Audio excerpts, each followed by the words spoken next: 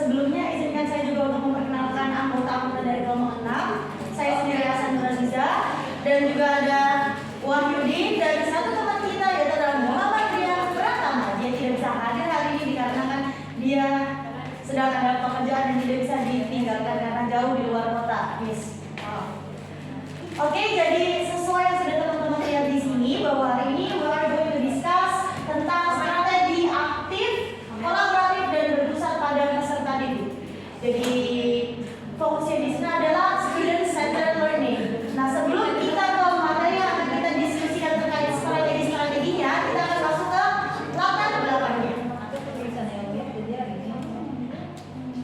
Oke, ada 3 latar belakang. Yang pertama adalah berbasis teori konstruktivisme, di mana siswa ini belajar tidak hanya mendapatkan informasi dari guru, tetapi siswa juga bisa mendapatkan informasi dari pengalaman dan juga lingkungan sekitarnya.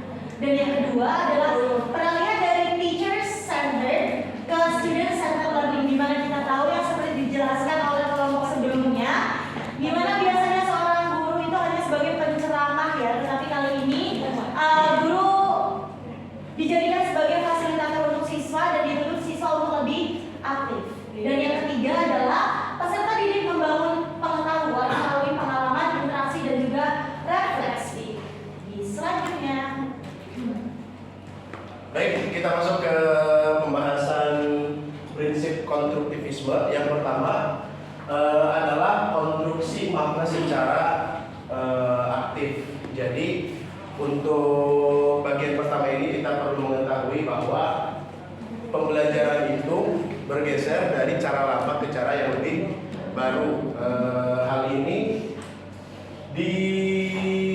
diberi nama oleh para peneliti di tahun 1997-an kalau tidak salah, itu dengan nama konstruksi pembelajaran.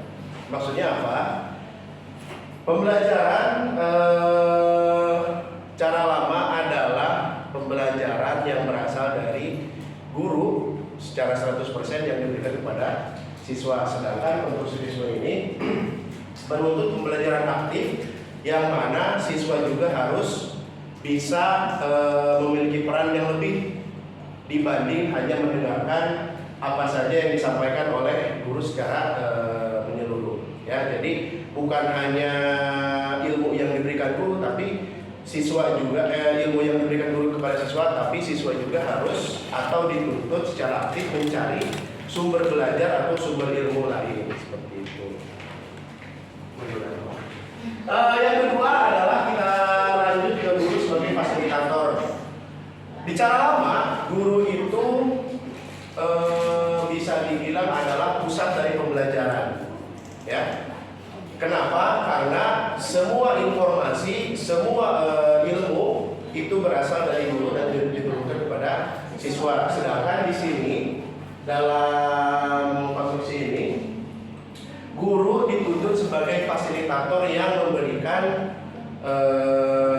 yang memfasilitasi siswa untuk semakin aktif dalam belajar. Jadi bisa sebagai memberikan motivasi kepada siswa untuk mencari informasi-informasi ataupun berdiskusi, bertukar pikiran secara langsung ataupun memfasilitasi untuk memberikan media-media sebagai pemicu siswa untuk berpikir lebih kritis lagi. Selanjutnya adalah menghargai latar belakang dan budaya peserta didik.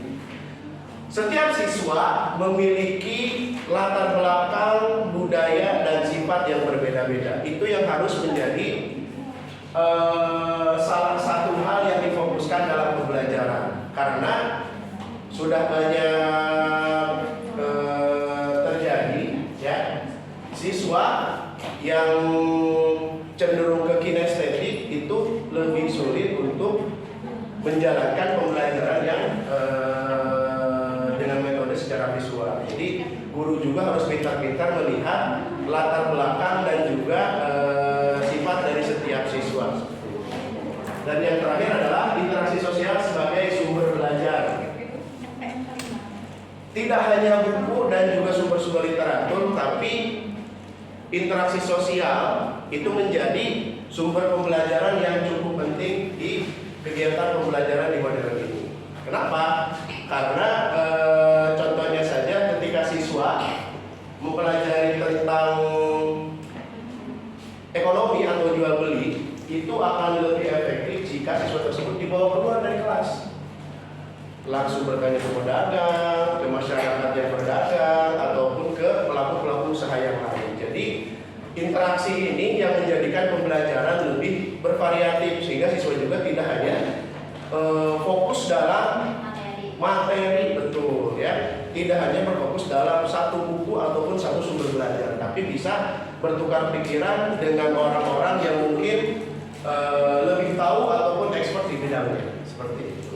Selanjutnya Dan selanjutnya kita lanjutkan terkait RPP berbasis kompetensi. Seperti kita tahu, singkatan dari RPP adalah rencana pelaksanaan pembelajaran. Tapi di garis bawah di sini adalah berbasis kompetensi, di mana guru ini bertujuan merencanakan pembelajaran tidak hanya tentang materi saja, tetapi juga terdapat sebuah kompetensi atau sebuah skill atau mungkin sebuah kemampuan yang nantinya bisa dimiliki siswa setelah mempelajari materi tersebut. Dan kita ada 4 aspek. Yang pertama adalah berorientasi pada capaian pembelajaran yang tadi sudah saya sebutkan, di mana guru ini ada goals-nya, apa yang ingin dicapai setelah pembelajaran ini.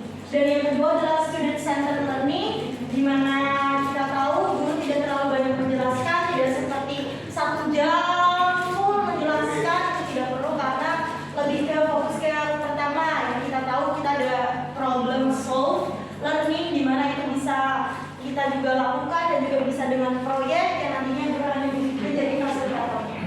Dan yang ketiga adalah holistic, yaitu ada kognitif, afektif, dan psikomotor. Nah, untuk kali ini adalah pembelajaran yang hanya memperhatikan aspek pengetahuan atau kognitifnya saja, tetapi juga sebagai aspek afektif, yaitu terkait sikap, dan juga aspek psikomotor, yaitu adalah keterampilan. Saya ambil contoh di sini terkait ketika siswa melakukan presentasi kelompok, guru tidak hanya menilai isi presentasinya saja, tetapi bagaimana juga cara siswa tersebut dalam mempresentasikannya. Dan yang keempat adalah mengembangkan HOTS. Ada yang tahu singkatan dari HOTS? Higher order skill. Apa itu? Higher order skill. Higher order. Apa itu? apa? Soal yang susah. Iya, betul sekali. Soal kalimat yang Higher order thinking skill.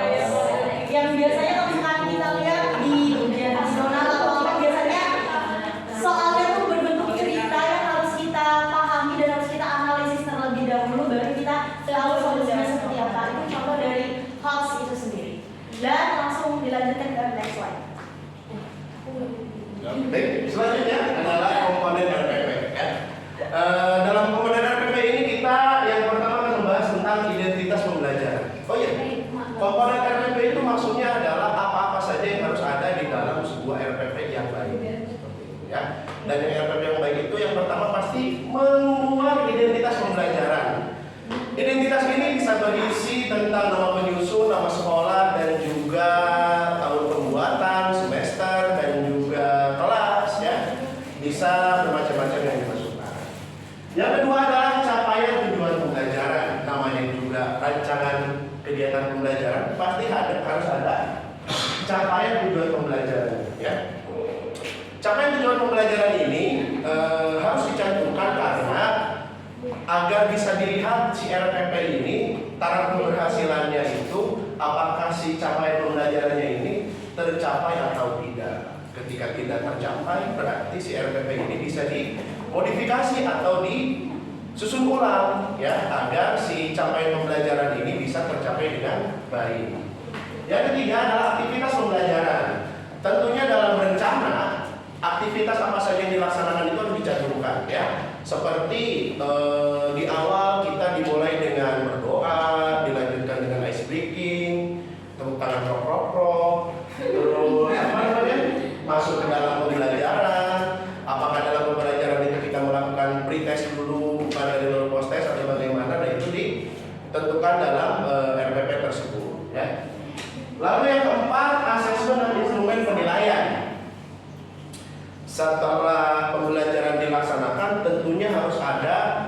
satu instrumen yang membuat pembelajaran tersebut dikatakan berhasil atau tidak. Nah, instrumen tersebut bisa diimplementasikan dengan asesmen atau penilaian. Jadi dalam satu bab tersebut, jika sudah habis pembahasan, kita bisa memasukkan asesmen atau penilaian untuk mengukur keberhasilan sebuah pembelajaran seperti itu. Next slide. Oke, next slide kita akan membahas terkait strategi pembelajaran aktif. Ada 4 strategi pembelajaran aktif. Yang pertama adalah think, pair, share atau TPS. Yang kedua adalah role play. Yang ketiga diskusi kelompok, dan yang keempat adalah peer feedback. Mungkin dari teman-teman dari 4 itu ada yang masih kurang umum dari 4 poin itu. Jadi saya jelas semuanya. Oh, jelas semuanya. Oke. Jadi yang pertama mungkin lebih ke gambaran umumnya, think, pair, share, di mana anak-anak diminta untuk berpikir terlebih dahulu sebelum menjawab. Dan yang kedua adalah role play, di mana seperti yang sudah dijelaskan di kelompok sebelumnya terkait role play itu sendiri, berarti anak-anak melakukan beberapa peran yang tentunya bisa mendukung keterampilan anak-anaknya dalam percaya dirinya, mungkin dalam kreativitinya juga. Dan yang ketiga adalah diskusi kelompok, seperti bisa kita lihat sekarang juga di dalam dunia perkuliahan juga kita bisa menggunakan strategi diskusi kelompok dari Miss Dede juga dan dari dosen-dosen yang lainnya. Dan yang keempat adalah peer feedback, di mana untuk peer feedback ini sepertinya jarang ditemukan ya, karena biasanya untuk peer feedback ini adalah pemberian masukan antar individual atau mungkin antar kelompok, di mana bisa dikasih contohnya ketika ada kelompok yang presentasi, setelahnya ada beberapa dari teman-teman semuanya memberikan masukan atau mungkin kritik dan saran terkait presentasi yang sudah dijelaskan atau mungkin sebaliknya. Sudah. Baik, kita lanjutkan ke pembelajaran reflektif. Kalau yang tadi aktif, kalau yang ini reflektif. Apa itu pembelajaran reflektif? Pembelajaran reflektif ini adalah pembelajaran yang cenderung pada merenungkan apa yang sudah terjadi. Ya, jadi selain kita aktif mencari informasi, tapi kita juga terkadang harus merenung untuk bisa melihat kembali ke belakang apa saja yang telah kita lakukan yang kurang benar dan bisa diperbaiki di masa depan. Mantap. Baik, yang pertama bahasannya adalah tentang jurnal refleksi. Jurnal refleksi ini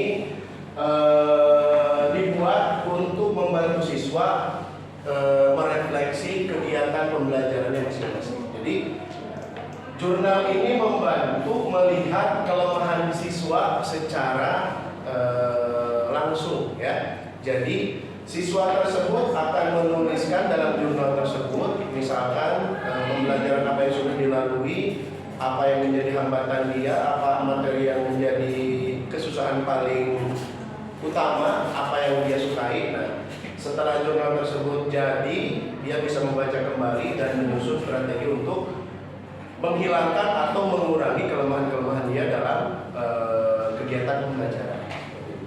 Yang kedua adalah 1 minute paper. 1 minute paper ini tidak apa ya? Kalau bahasa dulunya itu lebih ke membaca intensif selama 1 menit.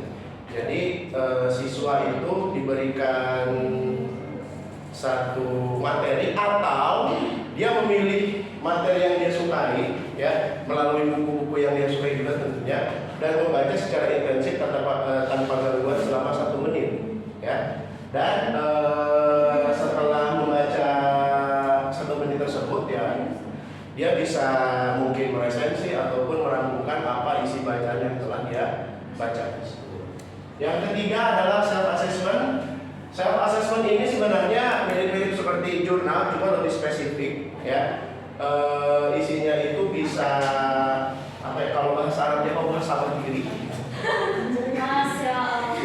Jadi melihat kembali atau mengingat kembali dirinya sendiri seperti itu. Jadi dia bisa melihat kekurangan dan kelebihan dari dirinya masing-masing. Introspeksi diri.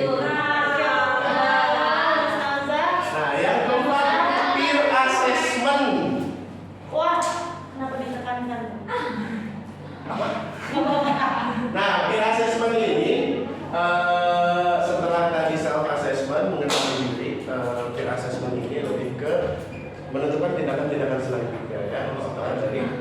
hasil asesmen yang sudah dia laksanakan sebelumnya. Seperti itu. Next slide. Next slide. Next slide selanjutnya kita bisa lihat adalah peran guru, di mana teman-teman semua, most of this class are teachers, semuanya kebanyakan adalah seorang guru. Dan ini beberapa peran yang mungkin teman-teman sudah lakukan di kelasnya. Yang pertama adalah memberi pertanyaan pemantik. Pertanyaan pemantik berarti ketika kita akan memulai suatu pembelajaran, kita tidak langsung menanyakan belajar apa hari ini. Itu nggak langsung kayak gitu, atau mungkin kayak oke, hari ini kita akan belajar tentang descriptive text, atau mungkin hari ini kita akan belajar tentang food. Nggak harus langsung seperti itu, tapi bisa kita pancing dulu dengan pertanyaan-pertanyaan yang mungkin relevan dengan materinya atau kehidupan sehari-hari. Contohnya kalau misalkan kita mau membahas tentang makanan, berarti kita bisa tanyakan dulu tentang makanan, sarapan apa hari ini, atau kalau misalkan di les berarti kan waktunya siang atau sore, berarti makan siang apa hari ini. Jadi bisa kayak relate ke materinya. Itu untuk pertanyaan pemantik. Dan yang kedua adalah memberikan umpan balik yang konstruktif. Jadi teman-teman sebagai seorang guru, berarti ketika mungkin anak-anak menjawab, kita tidak langsung ya ngejudge-nya. Jadi kalau enggak, kamu salah, kamu benar, kamu salah, kamu benar, Kamu nggak jadi bisa. iya, kamu nggak bisa, kamu iya, itu nggak bisa kayak gitu. Jadi bisa menggunakan kata-kata yang lebih sopan dan lebih lembut. Mungkin ketika anak-anak bisa, kita bisa memberikan responnya dengan excellent, good job, awesome, amazing. Tapi kalau misalkan memang belum terlalu bisa dan mungkin jawabannya belum sesuai dengan materinya, kita bisa bilang oke, good job, tapi nanti bisa dengan kata-kata ya mungkin koreksi yang lainnya, atau mungkin contohnya anaknya bilang I go to zoo yesterday. Nah mungkin kalau misalkan directnya bisa oh yeah, you went to zoo yesterday. Jadi langsung direct correction. Dan yang ketiga adalah menyediakan ruang refleksi yang aman. Menyediakan ruang refleksi yang aman di sini adalah bukan berarti kita menyediakan suatu tempat untuk siswa di dalam suatu ruang rahasia, tidak, tapi lebih ke di mana anak-anak bisa merasakan situasi yang nyaman di kelas itu sendiri. Berarti nanti ketika di akhir, ketika kita ingin menutup pembelajaran, kita juga bisa menanyakan materi apa yang sudah dipelajari hari ini, apa yang teman-teman suka dari materi hari ini, apa hal yang bisa teman-teman dapat hari ini, apa permainan mungkin yang teman-teman suka hari ini, atau kegiatan apa yang teman-teman suka di pembelajaran hari ini. Itu juga bentuk dari ruang refleksi bagi siswa. Dan yang terakhir adalah membimbing proses belajar. Membimbing proses belajar di sini pastinya walaupun guru hanya sebagai fasilitator, tapi bukan berarti guru tuh ngelepas siswanya. Jadi kayak ya udah teman-teman langsung kerjain proyek ini ya, tapi tetap harus ada arahan dan juga penjelasan yang rinci sebelum memerintahkan untuk melakukan suatu proyek.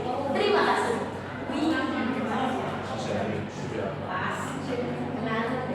Baik, selanjutnya adalah masuk sebelum kesimpulan kita masuk ke penilaian autentik ya. Dalam satu pembelajaran tentunya harus diakhiri dengan satu penilaian yang benar-benar berkualitas.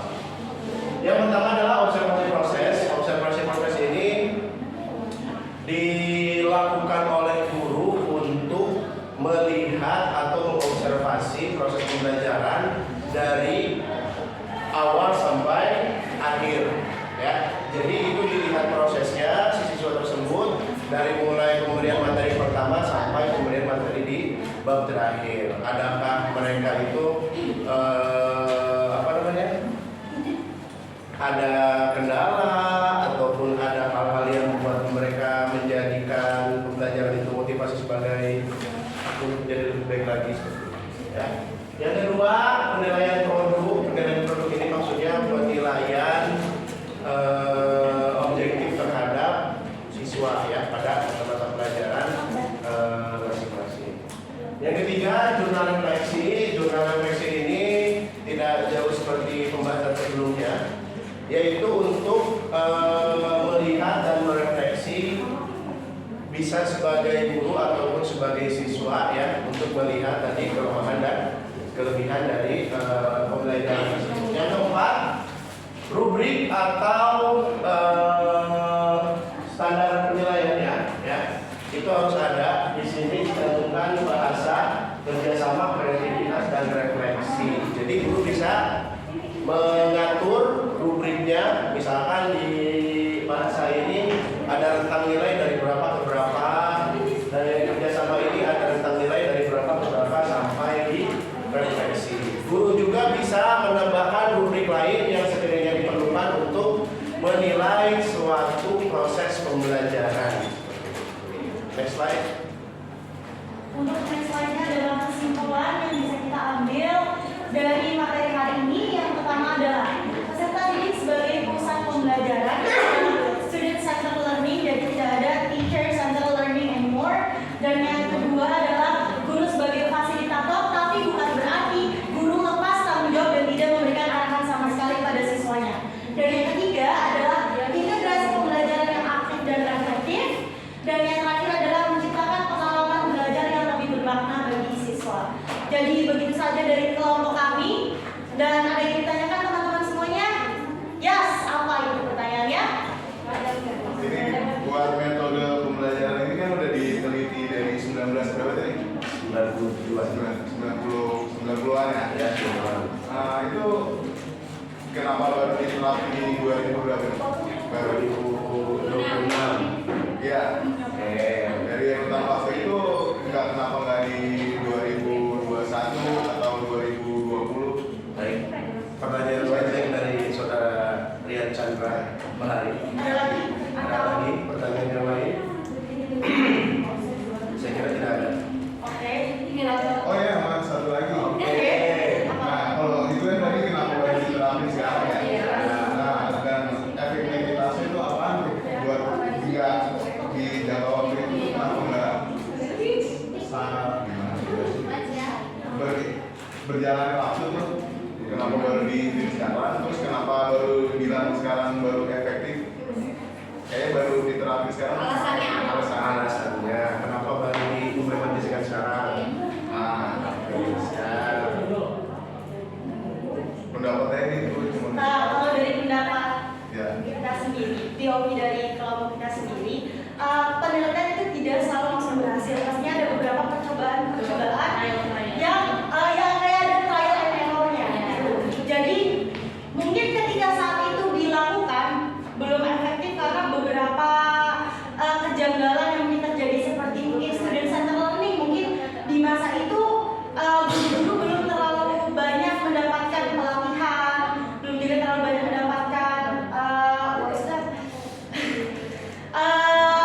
pendukung materi-materi lainnya gitu. Dan mungkin setelah dikaji lebih dalam lagi dalam jangka waktu yang bisa dibilang tidak sebentar, dan mungkin dengan kemajuan teknologi yang ada itu pasti didukung dengan keefektifan berjalannya pembelajaran itu. Kalau menurut saya dan menurut Wahyudin seperti apa?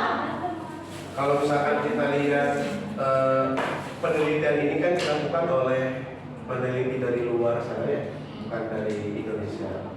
Jadi untuk pembelajaran di luar negeri, khususnya mungkin di Amerika atau di Inggris, pembelajaran berbasis berfokus pada siswa ini mungkin sudah diimplementasikan sejak tahun 90-an. Tadi koreksi sedikit, self center ini sudah diteliti dari 1970 ternyata, bukan 97 ya. Jadi untuk di luar negeri, kenapa kita bisa melihat pendidikannya mungkin ya kita lihat hari ini lebih maju ya?